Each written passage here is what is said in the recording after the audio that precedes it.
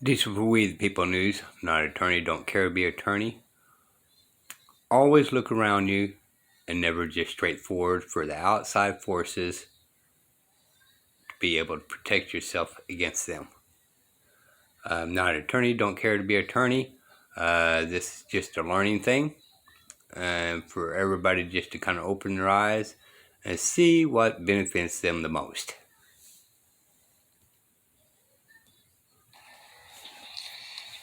All right. As I told some of y'all, I was going to do a live video to cover more on the conditional acceptance, opening up your own court through the private administrative process. So I've got a friend of mine, and I'm not going to say names, and so this may help you understand a little bit. He's got a family member that he doesn't have any clue who they are, never met him or nothing like that. And these attorneys, which are debt collectors, are coming in trying to sue him, stating that there's some IRS back taxes due or something to that effect. Okay, this is where the private administrative process actually comes into play. You don't argue the charges, you conditionally accept it upon verifiable proof of claim of the charges or the claim of the debt. So you're basically opening up your own court. And so I think this particular one can help you understand a little bit on how you turn around and you flip everything on them and so forth. So you've got an attorney that, first of all, you have no contract with this attorney. And then you've got the question becoming, does this attorney even have standing to bring forth the suit? And standing basically means, how was this attorney harmed or injured, So did this debt lead to him being harmed? Because they're really third parties is really what's going on. So how does he have standing? How was he harmed in this, Was he related to that family and so forth, and it's coming back and, biting him on the butt? Where is he getting standing to bring forth this suit? Now, they're required to put up bonds. However, they don't ever put up bonds. They take out a bond and put it in your name, and then they want to claim it as a gift, which, again, is for another story, to where you're going to have to learn how to start claiming them bonds, because sometimes these cases are worth millions of dollars. The administrative process is you're trying to settle outside of the court, and so they may put a claim on you. You can open up your own, basically, a claim through the private administrative process. He's being sued. So what we want to do in this case is we want to conditionally accept the debt, basically at full value, upon verifiable proof of claim. And the reason why you do that, because, again, courts need argument to be able to have jurisdiction to hear something. So if you're not arguing, the courts are already losing jurisdiction, if that's making sense to y'all. So you never ever argue. You're conditionally accepting it for value. And when you do your upon proof of claim, what you also need to realize is it's actually, you're ushering in a new contract. So whether there is a contract or not a contract, you're basically bringing in a contract. It's going to be putting them binding to your contract, because it seems to me that they believe that there's a contract exists, because all civil suits revolve around a contract. So you want to take that and you want to make your own contract with it. So upon your verifiable proof of claim, you find things that they use, that they're using or claim to be using to be able to sue you, and you apply it to your upon verifiable proof of claim of the charges. And then you want to close it in with acquiescence when they're silent, because why would they be silent? They are silent because they cannot prove their claim. And doing so, you want to apply basically the new contract of their silence and ushering in this new contract, to where they may agree that they have no valid claim against you, and they may owe you $150,000 or whatever anybody involved that it may harm, those in care of you, was harmed, you can apply that into the acquiescence. Okay? So now they're into a position that they're going to have to prove their claim now, or basically they're in acquiescence with your new contract you just put in. And you give them 21 days to respond.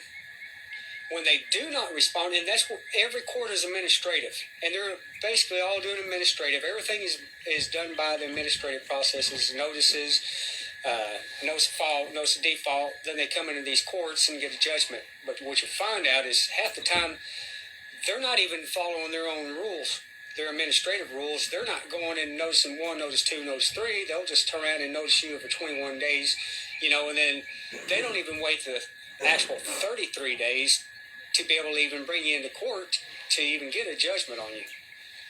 They'll have a hearing set up for the week following the Monday, usually following that 21 days.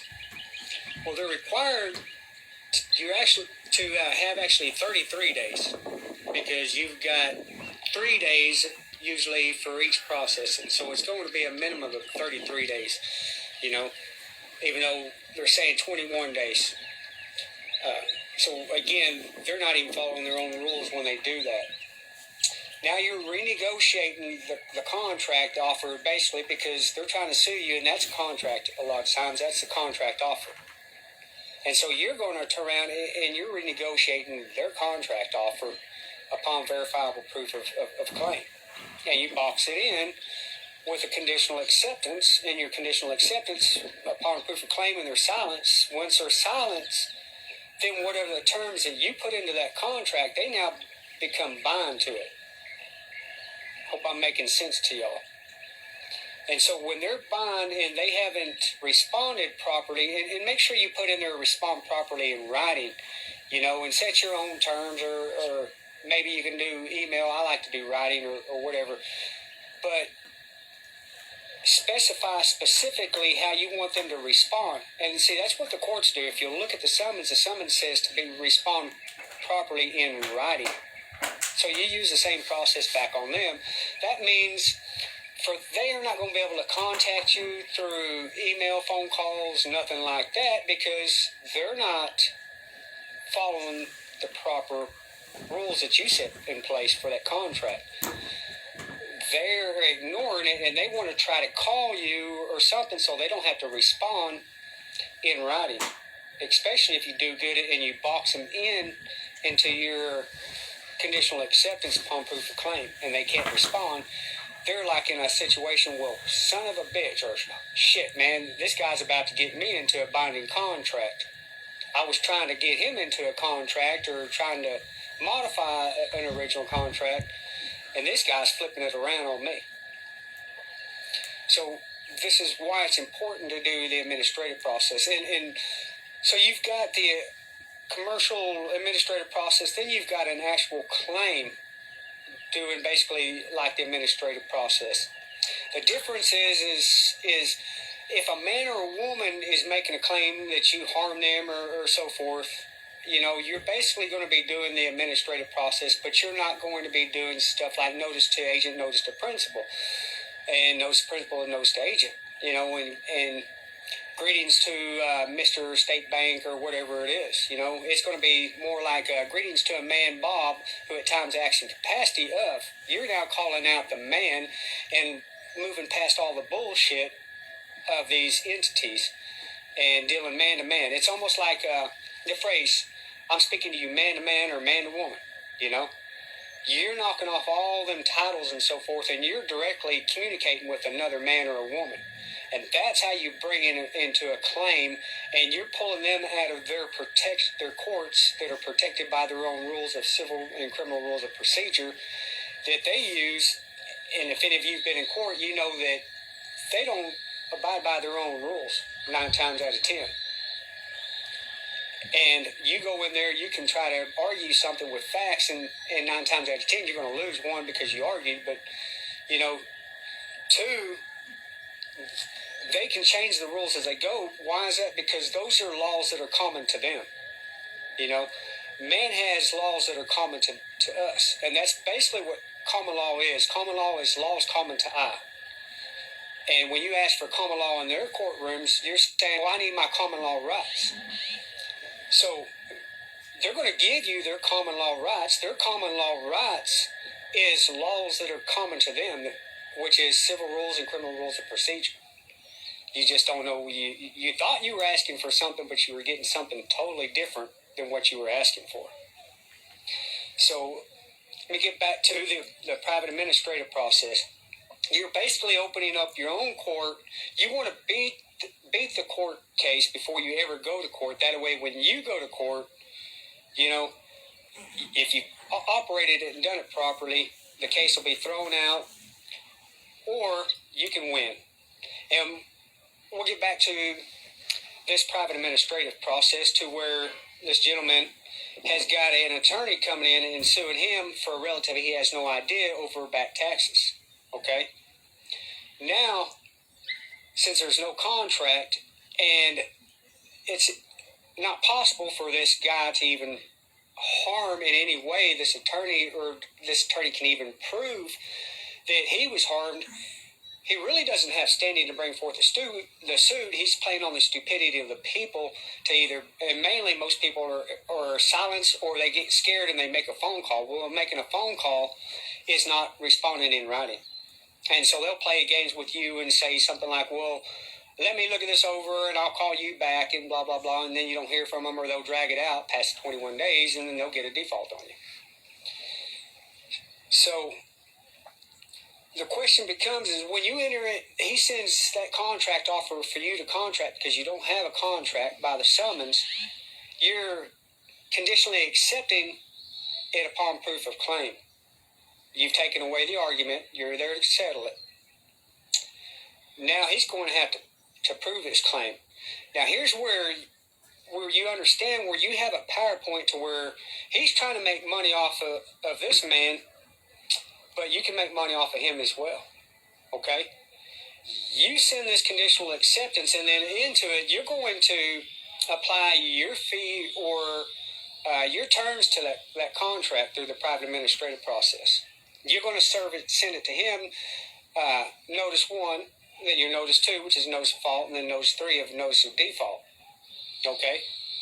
Now, he's got a suit and come court date, if you filed a counterclaim against his frivolous complaint, well, guess what? You've now got a complaint. If you're operating in their court, instead of doing a claim, you're doing a complaint just like they're doing. You've got a counterclaim in that court. Now, what did you do? You gave him a notice that you were accepting it for value upon proof of claim. You gave him 21 days to turn around and respond to his proof of claim. He didn't do it. You notice him a second time. Notice of fault, opportunity to cure. He still didn't properly respond, in writing, just as you stated, and how to address. And then now you get a notice of default on him. So by the time you make it to court, you've now proven that, because he can't prove his complaint, you've now proven that he has filed a frivolous complaint against you. Well, that has to now be heard as well. And you've essentially beat the case where he has a complaint because he can't prove his complaint, but you made a counterclaim stating he filed a frivolous complaint against you, and now you set your terms into that if he cannot provide the proof of his complaint. And now the judge really has no way of going around it without frivolous activity, and they must award you the complaint, your complaint, which is a counterclaim in their system. So I hope I'm making sense to y'all how you can take it and benefit, or you can set your own fees, because a man and a woman needs to be compensated for their time and energy. There's numerous ways you can go about doing this. So that's basically operating. That would be a notice of principal, notice to agent, because he's acting as an agent for an attorney at a law firm. And most likely it'll probably say something like Billy Bob's law firm or something like that is suing you, but then he's an agent for that law firm. So it's notice to agent, notice to principal, notice to agent. Now you're if you're doing a claim, it's notice to greetings, notice to a man Bob, who at times acts capacity of blah blah blah. You're speaking directly to that man or woman that you want to deal with. You're not wanting to deal with Mr. State of Texas, Mrs. State of Texas, or anybody like that, Mrs. State of Bank, or anything like that. You're directly speaking to that man, because a bank or an agency cannot harm you. The man or the woman is the only one that can harm you. And when you see through that bullshit, those are who you really need to be dealing with. So you're basically noticing them of their mistake or their harm that they've done to you, and you turn around and you give them a remedy. You've got to give them a remedy. So anytime they're harmed you or trespassed on you, you've got to give them a remedy for that harm. And if you don't give them a remedy, you're not an honorable man. Give them a way out for the harm that they've done. And after offering them that remedy, then you can turn around and in it basically would state, because biblically we are to forgive our trespassers as we wish our trespasses to be forgiven. You're basically taking the biblical terms and you're forgiving them of their trespass, as you wish your trespass to be forgiven. But you've got to notice them of the harm or mistake that they've done.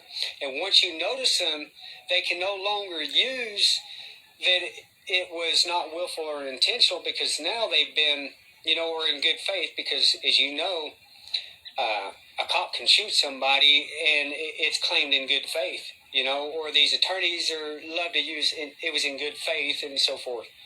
What you want to do is strip them of that in good faith by notices, proper notices. And you're going to do the same thing, notice of fault, or notice a mistake, opportunity to cure after 21 days, and then notice of default. And then you can go move in and get your trespass, and then your trespass becomes judgment. So, again, I'm not an attorney. I'm not a licensed attorney, which there's no such thing as a licensed attorney. And when they state on the record in any court case that they're a licensed attorney, they're committing fraud. And if you can get them to swear into it, that's perjury on the record. So what they do is they have a bar card, and that bar card is just a card showing that they're a member of the legal society. They like to use, well, you're not a license. If you're practicing law without a license, then you can be held in contempt or whatever. Well, start calling out for that license in that courtroom. If he's claiming he's got a license to practice law in that courtroom, that bar card is not a license. So there's yet another PowerPoint to play on them. So I hope this helps y'all out a little bit, again, but I'm not a licensed attorney. I do not practice law. Everything I give is for informational purposes only, do your own due diligence and research and verify what the information that I provide is true and correct. So y'all have a good day, and hope I helped y'all out on this and been able to deal with certain situations, and know that you can do this in traffic citations as well. You get pulled over for a traffic citation. It's basically a debt. They're all debt collectors. They're claiming you owe a debt. So all attorneys are debt collectors. Supreme Court ruled it. They're in there trying to collect a debt on you. Well, accept it for value upon verifiable proof of claim. Some things is jurisdiction, standing jurisdiction, the contract between you and that prosecutor, the contract you gave permission for that prosecutor to be speaking on your behalf. The original charging instrument, which is a complaint filed by the DA or the clerk of the court or wherever that has first-hand knowledge to the facts and so forth. You're conditionally accepting the charges upon verifiable proof of claim. But again, remember, charges do not exist until, one, you give a plea or there is a complaint filed by them. The officer's summons is not the original charging instrument. The charge does not exist until one of the two. You give a plea. Plea of not guilty, plea of guilty, plea of no contest. Those are all dishonorable, and you've created controversy into that courtroom. They don't teach you this. You don't see this on television. because they don't want you to know what's really going on. And anybody locked up is in there for a debt, you know. But a debt is unconstitutional to be locked up, but, you know, everything's contract. And they're dealing with the IMF banks and their contracts and treaties and so forth. It's all foreign. These courts are foreign and so forth. So, which can be covered down the road or something else down the road for y'all to understand more in depth of what's really going on. You know, Ector County's had a lot of shootings in the last couple years, and you know, people being harmed when these cops doing these chases down the road and getting people injured, you know, or should I say harmed, because injured is it's a legal word. But the cases will get dismissed, and they're saying that, you know, that the cops are not at fault and blah, blah, blah. You've got remedy, and your remedies are in claims with the man, you know, who at times acts in capacity of. And don't get me wrong, I'm not saying all cops are bad and stuff, but sometimes these officers need to be held liable for dumb mistakes. Just because they're allowed to be speeding through there chasing a guy because he has an ounce of weed or something on him, it's not the right to turn around and take another person's life for them running 100 miles an hour down through heavy traffic. And we know that Ector County's prone to doing this, and, you know,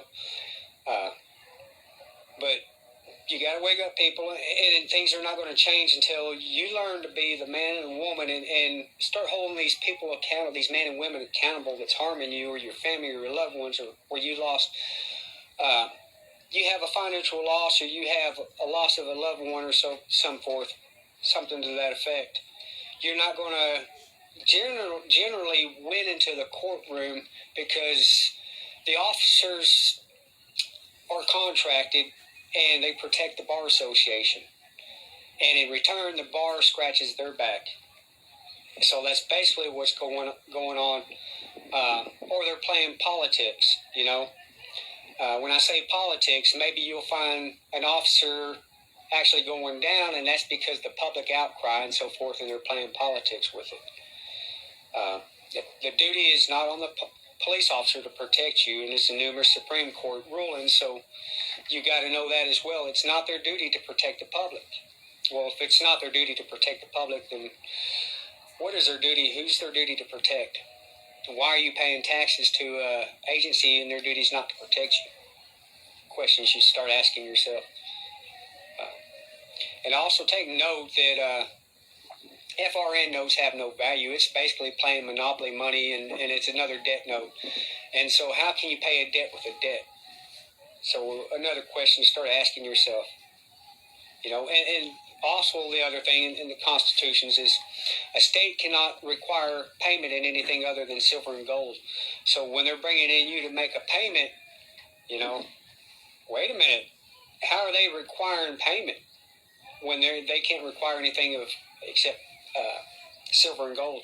You got to understand the difference between substance and form as well. And you can look up this case as well, and I'll kind of help you understand it a little bit. So a gentleman turned around and paid traffic tickets with, I think it was like 1,500 beans, okay? How was he able to pay a traffic ticket with beans? Because beans had substance, okay? You can take that bean and you can grow something. You can make that bean have value because it has value, because you can plant it and it grows something to give it substance. A dollar bill does not have substance. It's a debt note. It has nothing of value to back it. So kind of understand that and so forth, to have some more understanding of substance and form. Form, it only exists on paper. Substance actually has value to it. All right, y'all. Have a good day.